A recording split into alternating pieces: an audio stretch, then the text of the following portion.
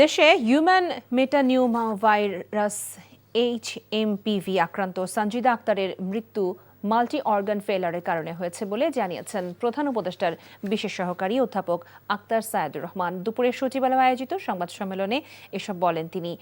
HMPV ভাইরাসে আক্রান্ত হয়ে মৃত্যু বিশ্বে বিরল, তাই আতঙ্কিত হওয়ার কিছু নেই বলেও জানান বিশেষ সহকারী। তবে আক্রান্ত ব্যক্তি যদি কোনো জটিল রোগে আক্রান্ত থাকে এবং রোগ প্রতিরোধ ক্ষমতা কম থাকে তাহলে ঝুঁকি বেশি থাকে বলেও জানান সায়েদুর রহমান। বলেন এই ভাইরাস নিয়ে বিশ্ব স্বাস্থ্য সংস্থা সহ কোনো দেশ অ্যালার্ট জারি করেনি এবং টিকারও প্রয়োজনীয়তা নেই।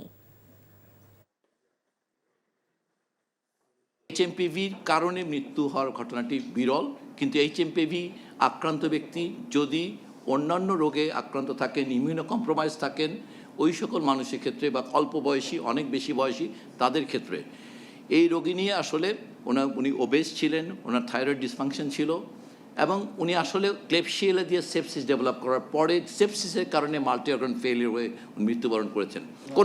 কোনো অ্যালার্ট শুধু বিশ্ব স্বাস্থ্য সংস্থা নয়, কোনো দেশ থেকে জারি হয়নি। অ্যালার্ট শব্দটা যদি বলি মানে কোনো সতর্কতা জারি করা হয়নি।